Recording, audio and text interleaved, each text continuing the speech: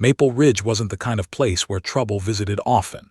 It was the kind of quiet little town where kids rode bikes until sunset, neighbors knew each other by name, and nights were usually peaceful.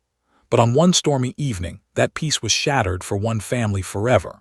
Maria Dawson had just finished cleaning the kitchen. The rain outside tapped against the windows, and distant thunder rolled like slow drums. She thought she heard Ethan, her 10-year-old son, moving around upstairs. But when she called out to him, there was no response. At first, she assumed he had already fallen asleep. But as she walked up the stairs, something suddenly felt wrong. A cold, uneasy feeling crept into her chest, as though the house itself was holding its breath. When she opened Ethan's bedroom door, her heart stopped. The window was wide open. Rain blew inside, soaking the curtains and the floor. Ethan's blanket was thrown aside, and his small flashlight lay on the ground, still glowing weakly. But Ethan was nowhere. Maria dropped to her knees, calling his name again and again.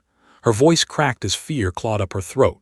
She crawled to the window and saw something strange, a single muddy boot print on the wooden floor, far too large to belong to a child. And near the latch, a small torn piece of dark fabric fluttered in the stormy wind. She felt the room spin around her. Within minutes, she ran outside screaming for help. Neighbors rushed out with umbrellas, flashlights, and questions. Someone called 911. Police cars arrived quickly, lights flashing in the rain. Detective Laura Briggs, known for her sharp instincts, examined the room. She crouched near the footprint and inhaled sharply.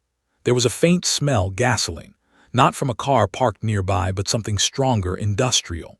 This wasn't a child wandering off. This was a kidnapping.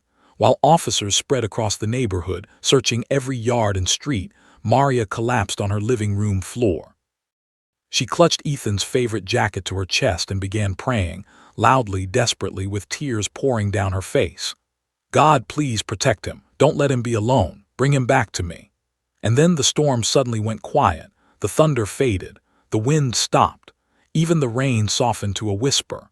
A strange, warm stillness filled the room. And at that exact moment, miles away, Ethan's kidnapper made a mistake so strange that investigators would later call it impossible.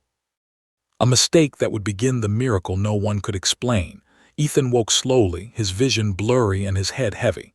The first thing he noticed was the hum of an engine. He was lying on his side, the floor beneath him rough metal. His hands were tied behind his back and something scratchy pressed against his cheek. He wasn't at home. He was inside the back of a moving van. His breathing quickened as reality hit him. Every bump in the road caused the van to rattle loudly. Tried to sit up but couldn't. All he could see through the small metal grate was the silhouette of a man driving, Victor Hale, a name Ethan had heard once before spoken by his late father, Luke.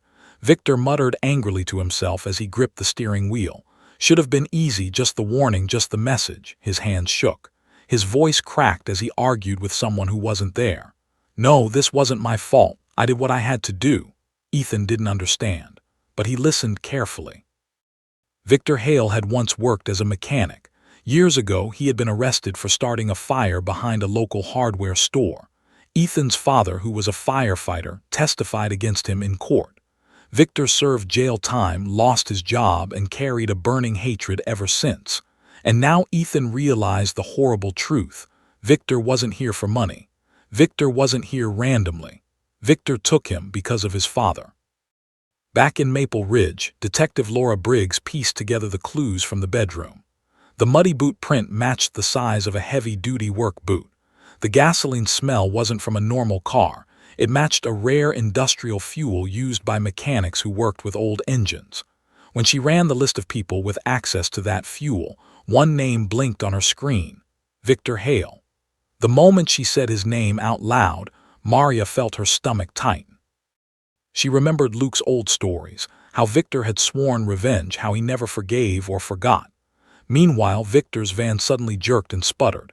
The headlights flickered. He cursed loudly.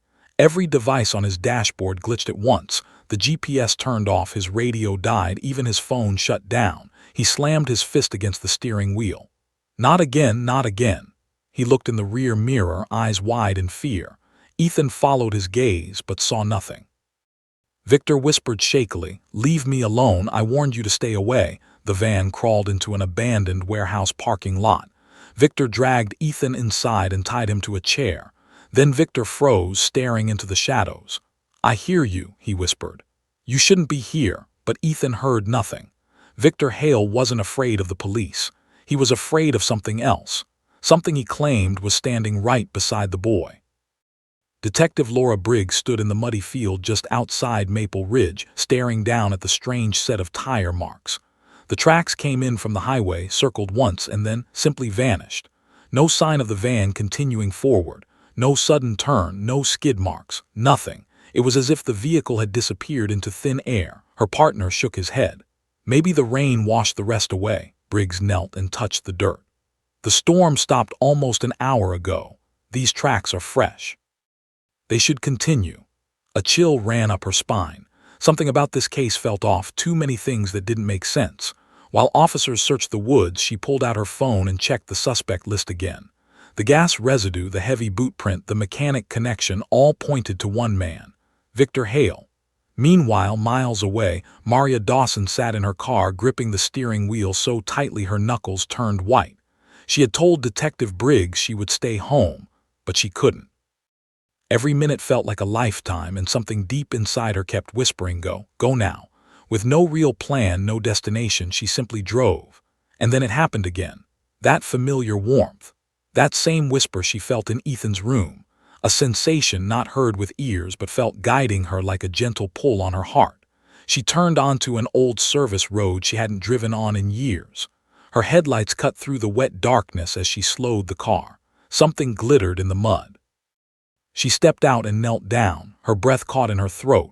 A child's shoe print, Ethan's size, fresh. Her legs trembled as she stood. "Ethan, baby, I'm coming." When Detective Briggs arrived minutes later, she was stunned. "How did you find this spot? We haven't searched here yet." Maria could only shake her head.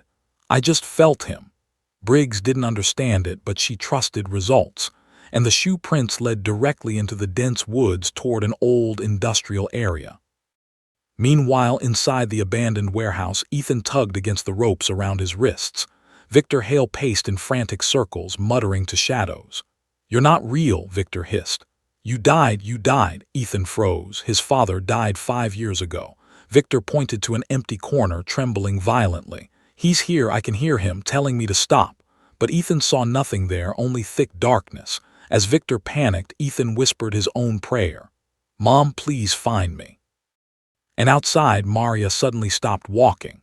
She felt a presence, warm, familiar, and a faint voice inside her heart saying, "He's close."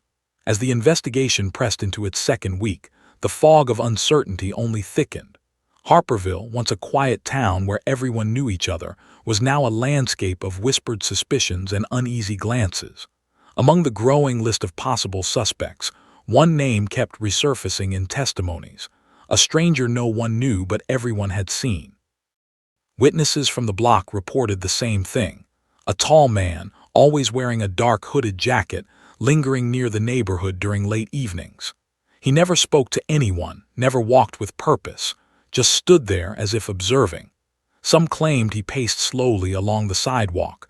Others said he seemed to blend into the background, appearing only when you looked long enough to notice him. Detectives Ramirez and Cole decided to dig deeper. They canvassed the area, knocking on doors, asking for descriptions. The answers were eerily consistent, like a single shadow etched into multiple memories. When the detectives pulled traffic camera footage from the road behind Olivia Harper Street, the chills intensified. At 11:47 p.m., hours before Olivia's body was reported missing, the footage captured a figure standing motionless near the lamppost across from the Harpers' home. The timestamp glowed like a warning. The stranger didn't move for nearly 3 minutes, just watched the house. Then, as a car passed, he slipped into the darkness. The detectives enhanced the footage, but the hood concealed the stranger's face completely. No distinct features, no identifying marks, nothing that could place him in any database. Whoever he was, he'd come prepared not to be recognized. But the real shock came when Ramirez's team discovered footprints behind the Harper residence, deep, heavy, and different from the patterns made by James or Olivia. The treads matched boots not sold anywhere in Harperville. Even more disturbing, the prints led toward the forest behind the house, but never returned. When the detectives combined the witness statements, camera footage, and footprints, a disturbing theory began to form. The stranger wasn't just a passerby. He might have been stalking Olivia for days, maybe even weeks. Neighbors admitted they'd noticed Olivia appearing more stressed in recent months, jumping at noises, checking her windows twice before locking them, pausing whenever someone walked behind her. At the time, they dismissed it as her anxiety returning. Now it painted a haunting picture. Olivia may have known she was being watched, and if the stranger had been following her this whole time, then her disappearance was not a random act. It was planned. And the killer was still out there. As detectives pushed deeper into Olivia Harper's life, a theme kept repeating. She had been keeping something to herself, something heavy enough to change her mood, her behavior, and even her relationships. Her best friend, Mia Thompson, was the first to break down when questioned again. "She wasn't telling me everything," Mia whispered. "She acted like she was being followed, like someone was watching her. But every time I pressed, she just said she was fine." Detectives Ramirez and Cole pulled Olivia's phone records, hoping to trace calls or messages that could fill the gaps. What they found was startling. Over the past 3 months, Olivia had received multiple anonymous calls, all from prepaid, untraceable numbers. Some lasted barely a second. Others lasted minutes with no audio except faint breathing. When they accessed her emails, things grew even darker. Olivia had a folder she had attempted to delete, recovered through forensic software. Inside were 7 messages, each sent at random hours, often around midnight. The subject lines were brief. "I see you. We're not done. Stop hiding. You know what you did." But the message that churned the detectives' stomachs was the most recent one. "I warned you. Now you'll pay." The sender never identified themselves. The IP address bounced through multiple proxies. Whoever was tormenting Olivia knew exactly how to stay invisible. When detectives interviewed James, Olivia's husband, he shifted uncomfortably. He admitted that Olivia had grown distant, locking her phone, deleting messages, and stepping outside to take calls. At first he suspected an affair, but then Olivia confessed to him that she was terrified, not of a lover, but of someone from her past. "She said she'd made a mistake years ago," James said quietly. "A mistake she thought she had left behind. But she never explained what the mistake was." The detectives widened their search, digging into Olivia's early 20s, college records, old coworkers, former friends. A pattern slowly emerged. Olivia had lived in 2 other cities before Harperville, and in both places she left abruptly without reason.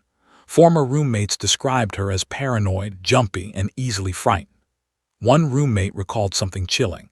There was a man, older. She said he wasn't her ex, but he wouldn't leave her alone. She changed numbers, she moved. But he always found her. By now, a disturbing picture had formed. Olivia Harper wasn't just randomly targeted. She had been running from someone for years. And now, that someone had finally caught up.